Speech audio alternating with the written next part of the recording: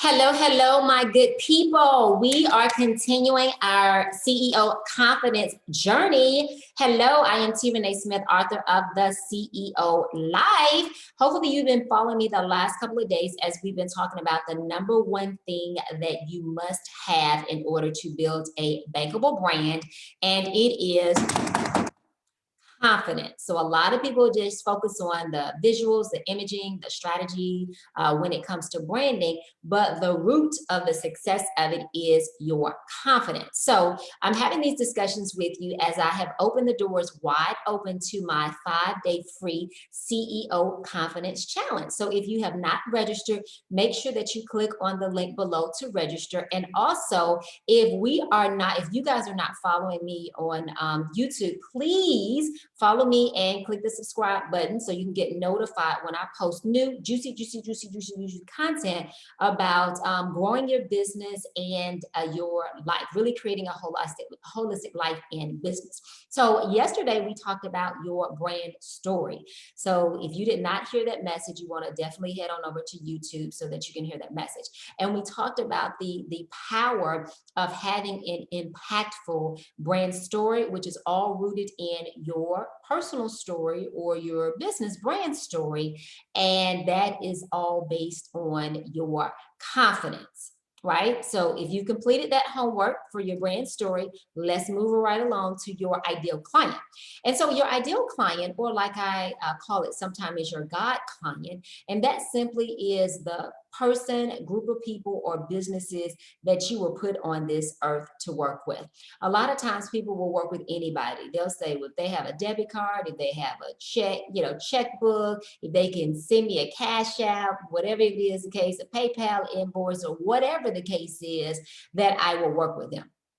Now, I understand when you're in certain phases of your business, you're focused on the money, you're focused on growing, you're growing. So you will work with people that you are not necessarily aligned or connected with.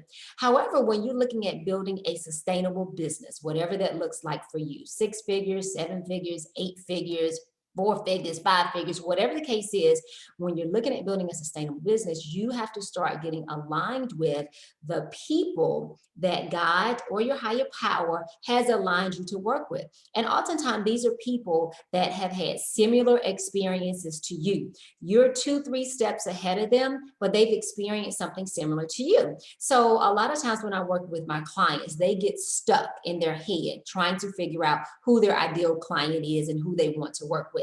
So it's kind of like they're experiencing cognitive dissonance, or they're experiencing, I want to work with this person, but I'm drawn to work with this person, right? A lot of times they think the person that they're drawn to is not going to have the finances. And so they really focus on working with the people that they think that can pay them the most. But I am here to tell you, when you're walking in your authentic branding, those people that you're aligned with will be those people that can pay you what it is that you're worth.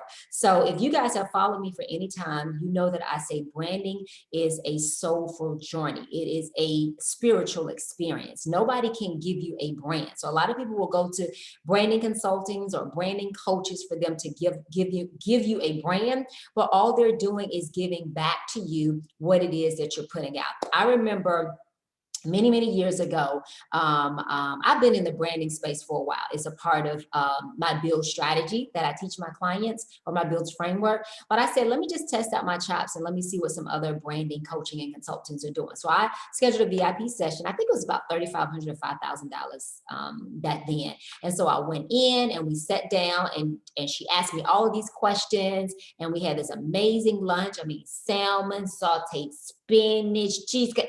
Okay, I'm sorry, I digress. But anyway, when we finished our session, she gave me, my brand.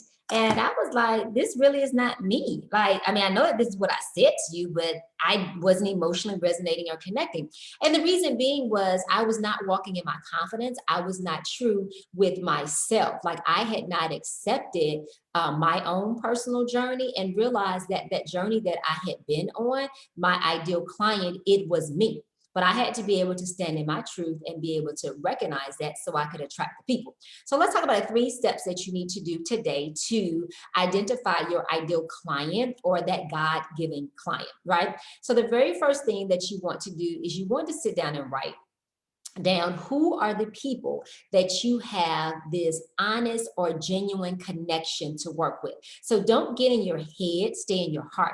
When I was doing a coaching session with one of my CEO Life Membership Club members on last week, she was in her head about the client that she wanted to work with. She was like, well, they're in the construction industry, they're in the technology industry. She's a social media genius. So what she does is social media, digital ads, etc. So she has a digital agency.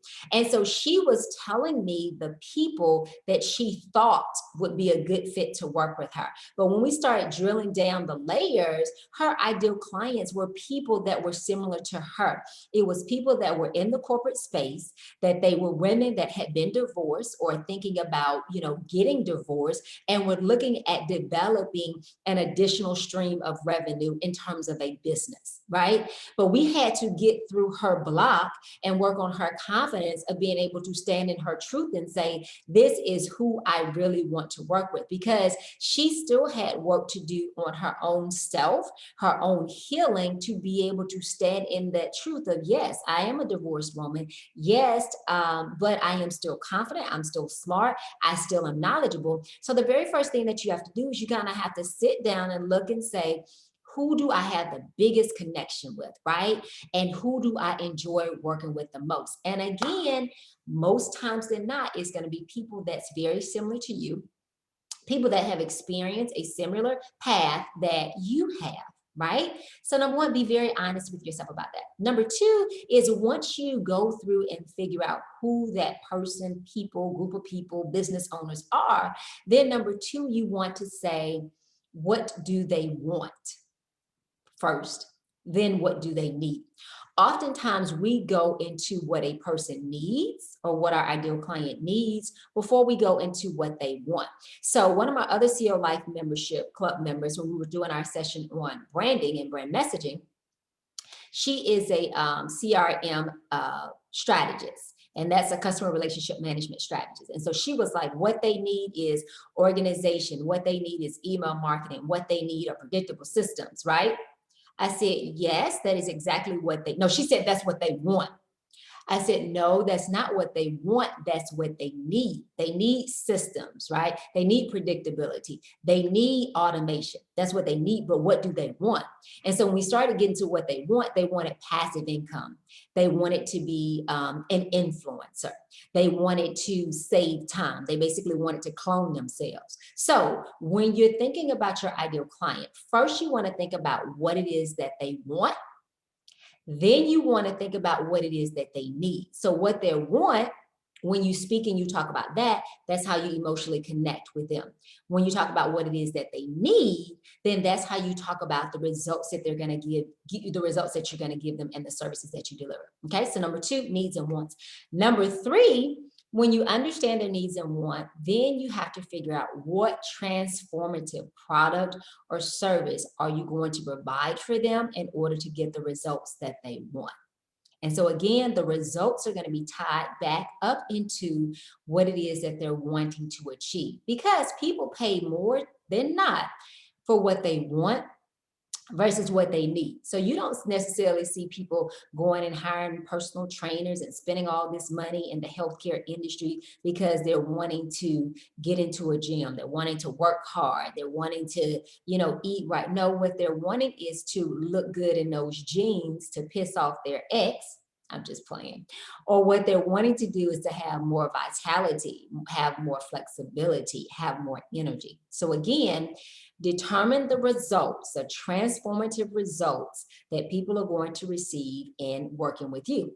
And so even with the results, you have to be confident in yourself to be able to say that when you work with me, these are the results that you're going to receive, right? That takes high confidence. That's not arrogant. That is, I am confident. I have put the work in. I have cultivated my skill or my craft, and this is what you're going to get working with me. So remember, confidence attracts confidence, it attracts trust. So in building your brand, you have to create that likability factor, that know, that like, that trust factor.